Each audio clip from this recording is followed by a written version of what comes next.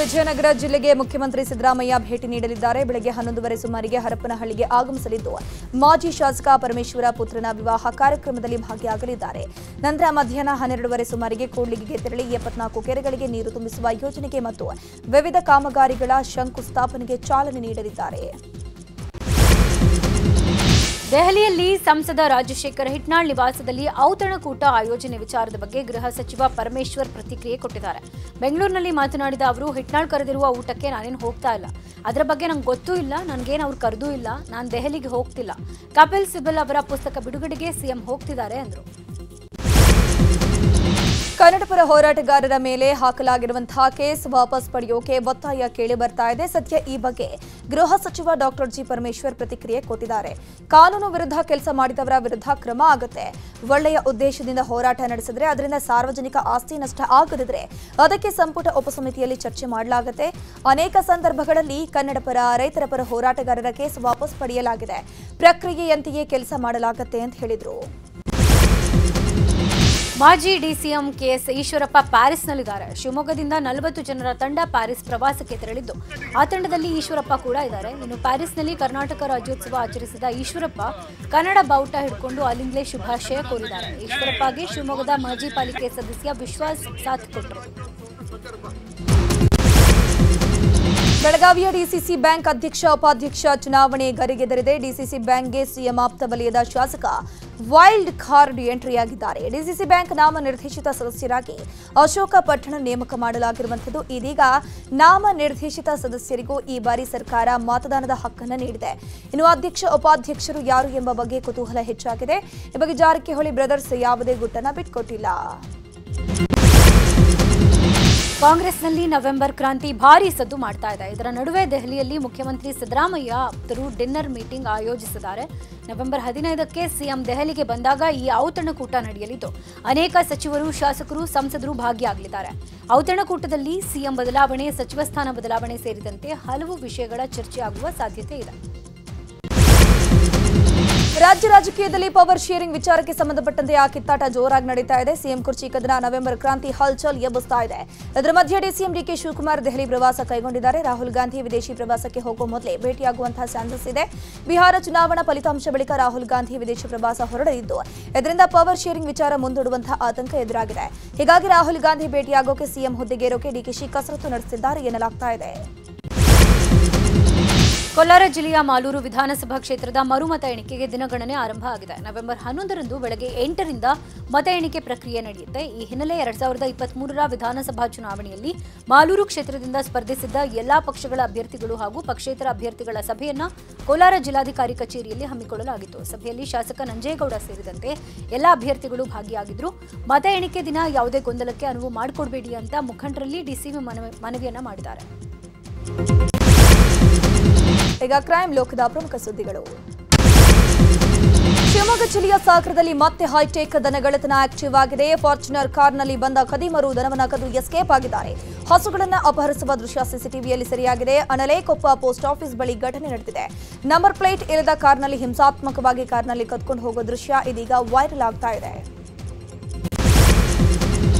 Yelahanka new town ವ್ಯಾಪ್ತಿಯಲ್ಲಿ ಮನೆಗೆ ನುಗ್ಗಿ ಹಲ್ಲೆ ಮಾಡಿರುವ ಆರೋಪ ಕೇಳಿಬಂದಿತ್ತು. ಕೇರಳ ಮೂಲದವರ ಮನೆಯಲ್ಲಿ ಮದುವೆ ಕಾರ್ಯಕ್ರಮ ಇತ್ತು.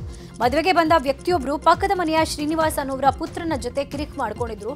ಗುಂಪು ಕಟ್ಕೊಂಡ ತಂಡ ಶ್ರೀನಿವಾಸ್ ಮನೆಗೆ ನುಗ್ಗಿ ಹಲ್ಲೆ ಮಾಡಿದೆ ಅಂತ ಹೇಳಲಾಗ್ತಾ ಇದೆ. ಇನ್ನು ಮನೆಗೆ ನುಗ್ಗಿ ಹಲ್ಲೆ ಮಾಡಿರುವ ದೃಶ್ಯ ಸಿಸಿ ಕ್ಯಾಮೆರಾದಲ್ಲಿ ಸೆರೆಯಾಗಿದೆ. ಕಿಡ್ನಾಪ್ ಅಂಡ್ ಮರ್ಡರ್ ಕೇಸ್ ಆರೋಪಿ ಮೇಲೆ ಫೈರಿಂಗ್ ಮಾಡಲಾಗಿದೆ. 6ನೇ ತಾರೀಕು ಹೆಬ್ಬಗೋಡಿ ಉದ್ಯಮಿ ಬಾಲಪ್ಪ ರೆಡ್ಡಿ ಕಿಡ್ನಾಪ್ ಮಾಡಿ ಹಣಕ್ಕೆ ಬೇಡಿಕೆ ಇಡಲಾಗಿತ್ತು. ಆದರೆ ಹಣ ಕೊಡಲ್ಲ ಅಂದಾಗ ಬಾಲಪ್ಪರ ಕತ್ತು ಸಿಡಿ ಕೊಲೆ ಮಾಡಲಾಗಿತ್ತು. ಸದ್ಯ ಕೊಲೆ ಆರೋಪಿಯನ್ನು ಬಂಧಿಸುವಲ್ಲಿ ಪೊಲೀಸರು ಯಶಸ್ವಿಯಾಗಿದ್ದಾರೆ. ಆಂಧ್ರ ಮೂಲದ ರವಿಪ್ರಸಾದ್ ರೆಡ್ಡಿ ಎಂಬಾತನನ್ನು ಬಂಧಿಸಲಾಗಿದೆ. ನಿನ್ನೆ ರಾತ್ರಿ ಆರೋಪಿ ಪೊಲೀಸರಿಂದ ತಪ್ಪಿಸಿಕೊಳ್ಳಲು ಯತ್ನಿಸಿದ್ದಾನೆ. ಈ ವೇಳೆ ಬೊಮ್ಮಸಂದ್ರ ಸ್ಮಶಾನದ ಬಳಿ ಆರೋಪಿಯ 2 ಕಾಲುಗಳಿಗೆ ಫೈರಿಂಗ್ ಮಾಡಲಾಗಿದೆ. ಸ್ಥಳಕ್ಕೆ ಎಲೆಕ್ಟ್ರಾನಿಕ್ ಸಿಟಿ ಡಿಸಿಪಿ ನಾರಾಯಣ ಭೇಟಿ ನೀಡಿ ಪರಿಶೀಲನೆ ಮಾಡಿದರು. ಬೆಂಗಳೂರಿನ ಇಪಿಎಫ್ಒ ಕೋಆಪರೇಟಿವ್ ಸೊಸೈಟಿಯಲ್ಲಿ 70 ಕೋಟಿ ವಂಚನೆ ಪ್ರಕರಣದಲ್ಲಿ ಇಬ್ಬರು ಆರೋಪಿಗಳನ್ನು ತೀವ್ರ ವಿಚಾರಣೆ ಮಾಡಲಾಗ್ತಾ ಇದೆ. ಎವನ್ ಗೋಪಿನಾಥ್, A7 ಲಕ್ಷ್ಮಿಯನ್ನ ಕಬ್ಬನ್ ಪಾರ್ಕ್ ಪೊಲೀಸರು ವಿಚಾರಣೆ ಮಾಡ್ತಿದ್ದಾರೆ. ಆದರೆ ಆರೋಪಿ ಗೋಪಿನಾಥ್ ಪೊಲೀಸರ ತನಿಖೆಗೆ ಸಹಕರಿಸದೆ ಹಣದ ಬಗ್ಗೆ ಬಾಯ್ಬಿಡ್ತಿಲ್ವಂತೆ. ಇನ್ನು ಲಕ್ಷ್ಮಿ ಕೂಡ ನಂಗೇನು ಗೊತ್ತಿಲ್ಲ, ಗಂಡನಿಗೆ ಎಲ್ಲ ಗೊತ್ತಿರೋದು ಅಂತ ಹೇಳ್ತಿದ್ದಾರಂತೆ. ಅಲ್ಲದೆ ಲಕ್ಷ್ಮಿ ಹೆಸರಲ್ಲಿದ್ದ 4 ಕಾರು 5 ಬೈಕ್ಗಳನ್ನು ಪೊಲೀಸರು ಸೀಸ್ ಮಾಡಿದ್ದು ಅಕೌಂಟೆಂಟ್ ಜಗದೀಶ್ ವಿರುದ್ಧ ಲುಕೌಟ್ ನೋಟಿಸ್ ಜಾರಿ ಮಾಡಲಾಗಿದೆ. ಲೋಕಸಭೆ ಚುನಾವಣೆಯಲ್ಲಿ ವೋಟ್ ಚೋರಿ ಆಗಿರುವ ಬಗ್ಗೆ ನಮ್ಮಲ್ಲಿ ವಿವರವಾದ ಮಾಹಿತಿ ಇದೆ ಅಂತ ಕಾಂಗ್ರೆಸ್ ಸಂಸದ ರಾಹುಲ್ ಗಾಂಧಿ ಹೇಳಿದ್ದಾರೆ. ಮಧ್ಯಪ್ರದೇಶದ ಪಚ್ಮರಿಯಲ್ಲಿ ಮಾತನಾಡಿದ ಅವರು, ನಾವು ಇಲ್ಲಿವರೆಗೆ ಬಹಳ ಕಡಿಮೆ ದಾಖಲೆ ತೋರಿಸಿದ್ದೀವಿ. ಮತ ಕಳ್ಳತನದಲ್ಲಿ ಪ್ರಧಾನಿ ಮೋದಿ, ಅಮಿತ್ ಶಾ ಮತ್ತು ಸಿಇಸಿ ಜ್ಞಾನೇಶ್ ಕುಮಾರ್ ಜಂಟಿ ಪಾಲುದಾರಿಕೆ ಹೊಂದಿದ್ದಾರೆ ಅಂತ ಕಿಡಿಕಾರಿದ್ದಾರೆ. ರಿಲಯನ್ಸ್ ಸಮೂಹ ಸಂಸ್ಥೆಗಳ ಮುಖ್ಯಸ್ಥ ಮುಕೇಶ್ ಅಂಬಾನಿ ತಿರುಮಲ ತಿರುಪತಿ ದೇಗುಲಕ್ಕೆ ಭೇಟಿ ನೀಡಿದ್ದಾರೆ. ನಿನ್ನೆ ಭೇಟಿ ನೀಡಿದ ಅವರು ವಿಶೇಷ ಪೂಜೆ ಸಲ್ಲಿಸಿದ್ದಾರೆ. ಇದೇ ವೇಳೆ ದೇಗುಲದ ವತಿಯಿಂದ ಮುಕೇಶ್ ಅಂಬಾನಿ ಅವರನ್ನ ಸನ್ಮಾನ ಮಾಡಲಾಯಿತು.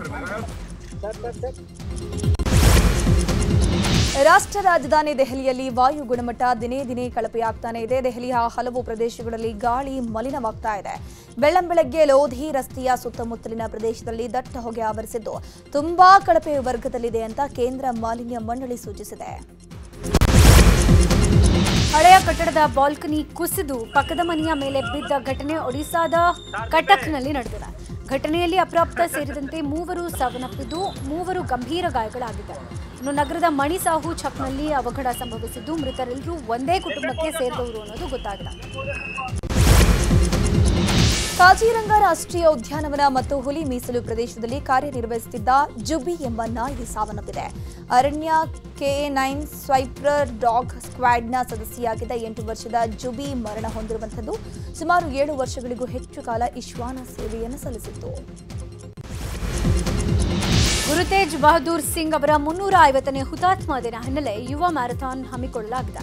ಹರಿಯಾಣದ ಕರ್ನಾಲ್ನಲ್ಲಿ ಮ್ಯಾರಥಾನ್ಗಿಂತ ಮೊದಲು ನಿಹಾಂಗ್ ಸಿಖ್ರು ಸಿಖ್ ಸಮರ ಕಲೆಗಳನ್ನು ಪ್ರದರ್ಶಿಸಿದ್ದಾರೆ. ಬಳಿಕ ಕೇಂದ್ರ ಸಚಿವ ಮತ್ತು ಕರ್ನಾಲ್ನ ಬಿಜೆಪಿ ಸಂಸದ ಮನೋಹರ್ ಲಾಲ್ ಖಟ್ಟರ್ ಮ್ಯಾರಥಾನ್ಗೆ ಚಾಲನೆಯನ್ನ ನೀಡಿದರು. ಜಮ್ಮು ಕಾಶ್ಮೀರದ ಹಲವು ಕಡೆಗಳಲ್ಲಿ ಪೊಲೀಸರು ಮತ್ತು ಸೇನಾ ಪಡೆ ದಾಳಿ ಮಾಡಿದೆ. ನಿನ್ನೆ ಜಂಟಿ ದಾಳಿ ನಡೆಸಲಾಗಿದೆ. ಭಯೋತ್ಪಾದಕರಿಗೆ ನೆರವು ನೀಡುವ ಆರೋಪದಲ್ಲಿ ದಾಳಿ ಮಾಡಿದ ಪೊಲೀಸರು ಅನೇಕ ಕಡೆಗಳಲ್ಲಿ ಪರಿಶೀಲನೆ ಮಾಡಿದ್ದಾರೆ. ರಕ್ತಚಂದನವನ್ನ ಕಳ್ಳಸಾಗಣೆ ಮಾಡುವವರ ವಿರುದ್ಧ ಕಠಿಣ ಕ್ರಮ ಕೈಗೊಳ್ಳಲಾಗುತ್ತೆ ಅಂತ ಆಂಧ್ರಪ್ರದೇಶದ ಉಪಮುಖ್ಯಮಂತ್ರಿ ಪವನ್ ಕಲ್ಯಾಣ್ ಹೇಳಿದ್ದಾರೆ. ತಿರುಪತಿಯಲ್ಲಿ ಮಾತನಾಡಿದ ಅವರು, ಕಳ್ಳ ಸಾಗಾಣಿಕೆದಾರರು ವಿರುದ್ಧ ಮುಲಾಜಿಲ್ಲದೆ ಕ್ರಮ ಕೈಗೊಳ್ತೀವಿ ಅಂತ ಹೇಳಿದ್ದಾರೆ. ಭಾರತಕ್ಕೆ ಶೀಘ್ರದಲ್ಲೇ ದಕ್ಷಿಣ ಆಫ್ರಿಕಾದ ಬೋಟ್ಸ್ವಾನಾದಿಂದ ಮತ್ತೆ 8 ಚೀತಾಗಳು ಆಗಮಿಸಲಿದೆ. 2 ಗಂಡು ಚೀತಾ ಮತ್ತು 6 ಹೆಣ್ಣು ಚೀತಾ ಸೇರಿ ಒಟ್ಟು 8 ಚೀತಾಗಳು ಭಾರತಕ್ಕೆ ಆಗಮಿಸಲಿವೆ. ಈ ಬಗ್ಗೆ ಅರಣ್ಯ ಅಧಿಕಾರಿಯೊಬ್ಬರು ಮಾಹಿತಿ ಕೊಟ್ಟಿದ್ದಾರೆ. ಈಗ ಕ್ರೀಡೆಗೆ ಸಂಬಂಧಪಟ್ಟ ಸುದ್ದಿಗಳನ್ನು ನೋಡೋಣ. ಭಾರತದ ಮಹಿಳಾ ವಿಶ್ವಕಪ್ ಗೆಲುವಿನಲ್ಲಿ ನಿರ್ಣಾಯಕ ಪಾತ್ರ ವಹಿಸಿದ್ದ ದೀಪ್ತಿ ಶರ್ಮಾ ದೇವರ ಮೊರೆ ಹೋಗಿದ್ದಾರೆ. ದೀಪ್ತಿ ಶರ್ಮಾ ಕುಟುಂಬ ಸಮೇತರಾಗಿ ಉಜ್ಜಯಿನಿಯ ಮಹಾಕಾಳ ದೇವಸ್ಥಾನಕ್ಕೆ ಭೇಟಿಯನ್ನು ಕೊಟ್ಟರು. ಬೆಳಗಿನ ಆರತಿಯಲ್ಲಿ ಭಾಗಿ ಕೂಡ ಆಗಿದ್ದಾರೆ. ಆಸ್ಟ್ರೇಲಿಯಾ ವಿರುದ್ಧದ ಟಿ20 ಸರಣಿಯನ್ನ ಟೀಂ ಇಂಡಿಯಾ ಗೆದ್ದು ಬೀಗಿದೆ. 5 ಪಂದ್ಯಗಳ ಟಿ20 ಸರಣಿಯನ್ನ ಭಾರತ ತಂಡವು 2-1 ಅಂತರದಿಂದ ಗೆದ್ದುಕೊಂಡಿದೆ. ಇನ್ನು ಬ್ರಿಸ್ಬೇನ್ನಲ್ಲಿ ನಡೆದ ಸರಣಿಯ ಅಂತಿಮ ಪಂದ್ಯ ಮಳೆಯಿಂದಾಗಿ ರದ್ದಾಯಿತು. ಕೊನೆಯ ಪಂದ್ಯವನ್ನ ಗೆದ್ದು ಟಿ20 ಸರಣಿಯನ್ನ ಡ್ರಾ ಮಾಡಿಕೊಳ್ಳೋ ಇರಾದೆಯಲ್ಲಿದ್ದ ಆಸ್ಟ್ರೇಲಿಯಾಕ್ಕೆ ಹಿನ್ನಡೆಯಾಯಿತು. ಇನ್ನು ಟೀಂ ಇಂಡಿಯಾ ಆಸ್ಟ್ರೇಲಿಯಾದಲ್ಲಿ ಸತತ 3ನೇ ಟಿ20 ಸರಣಿ ಗೆದ್ದ ದಾಖಲೆಯನ್ನೂ ಕೂಡ ಬರೆಯಿತು.